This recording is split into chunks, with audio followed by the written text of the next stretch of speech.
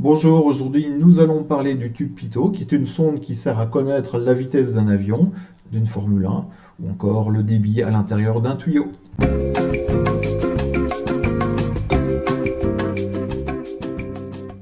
Je propose de commencer par le schéma suivant, qui est un circuit destiné aux instruments de bord, circuit pneumatique.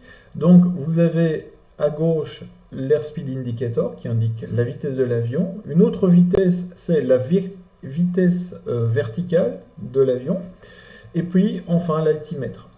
Nous avons la prise de pression statique. Ici, on voit que les trois instruments sont raccordés. Par contre, l'airspeed indicator, lui, doit être absolument raccordé à la fois sur la prise de pression statique et la prise de pression totale, qui est le tube pitot. Nous allons voir maintenant la nécessité d'avoir à la fois un tube pitot et une sonde de pression statique pour mesurer la vitesse, ici, par exemple, à l'intérieur d'une tuyauterie. Nous avons deux tubes, le premier en A, avec la prise de pression statique. Au-dessus, nous avons la pression atmosphérique. Et en B, nous avons la prise de pression totale avec le tube pitot et la pression au-dessus atmosphérique. Sur la droite, j'ai apposé l'équation de Bernoulli. Nous allons pouvoir ainsi faire quelques simplifications. Ainsi, comme nous avons un tuyau horizontal, on voit que la valeur de A, ZA, est égale à ZB. Donc je vais les supprimer. Occupons-nous maintenant des vitesses. Donc dans le tube pitot, effectivement, le liquide va rentrer en B, mais va être à un moment donné bloqué ici. Donc on va considérer que je n'ai pas de circulation de liquide à l'intérieur du tube en B. Par contre, en A, j'ai bien une circulation du fait que celui-ci se fait sur le côté. Donc, nous allons considérer la vitesse en A et dire que la vitesse en B est égale à 0. Par simplification, il nous reste VA, qui représentera la vitesse du fluide dans le tuyau. Nous avons PB, qui représente la pression totale du tube pitot, donc, moins la pression statique. Il faut savoir que la pression totale moins la pression statique est égale à ce que l'on appelle la pression dynamique. La pression dynamique n'est pas donc directement prélevée, c'est la différence entre la pression totale et la pression statique.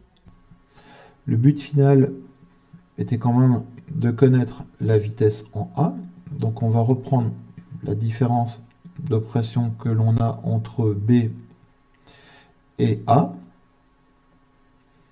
Voilà, on met tout ça ensemble, fois 2 divisé par ρ. Il ne reste plus qu'à mettre tout ça sous la racine. Maintenant, n'ayons pas de manomètre, et comme nous avons les colonnes d'eau ou de liquide ici, nous allons les utiliser pour connaître la vitesse, sachant que la pression en A est égale à ρGH en A. Même chose en B. Nous allons ensuite inclure ce ρGH à l'intérieur de notre équation générale. Rho V carré qui est égal à ρ G H B moins H A. Nous pouvons maintenant simplifier les masses volumiques de part et d'autre de l'égalité pour trouver notre vitesse VA qui est égale à 2 fois G fois entre parenthèses HB moins HA, le tout sous la racine, et enfin dire que V, qui est la vitesse du fluide passant dans le tuyau, est égal à 2 fois G fois H, le tout sous la racine. Pourquoi petit h? j'ai mis une cote ici qui est égale à grand HB moins grand HA. De la vitesse, nous pouvons connaître le débit volumique qui est égal à la section fois cette vitesse, ou même connaître le débit massique qui, pour rappel, est égal à la masse volumique fois la section fois la vitesse. Nous remplaçons. Nous avons donc QM qui est égal à la masse volumique fois la section. J'ai mis un R pour le rayon du tube. Nous avons donc pi grand R carré fois la vitesse qui est 2GH racine. Et voici ma formule finale. Dans le cas où nous aurions un circuit d'air, nous pourrions prendre la sonde de Prandtl. Donc celle-ci reprend la partie tube pitot avec l'entrée de pression totale qui vient ici en D et la partie statique où la pression vient ici en C. Comme la pression totale est plus grande que la pression statique, nous avons une hauteur h. Dans ce cas de figure, nous ne pouvons plus prendre la formule de la vitesse trouvée précédemment. Pourquoi? Parce que nous avons deux masses volumiques, celle du liquide dans le tube en U et celle du gaz qui pourrait être de l'air. Par contre, si je prends la formule précédente, elle est tout à fait correcte avec VA, qui est la vitesse au niveau statique. On peut remplacer également PB par la pression en D et la pression PA par la pression en C. Donc la différence de pression que l'on retrouve ici correspond à la différence de hauteur du liquide dans le tube en U.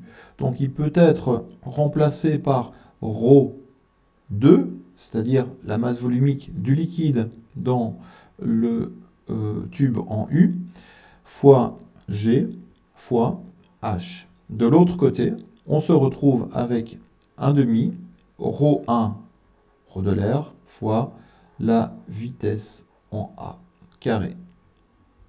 Pour connaître la vitesse de l'air ou du gaz, il me suffit de prendre la masse volumique en 2 divisé par la masse volumique en 1, fois 2 fois G fois H, le tout sous la racine.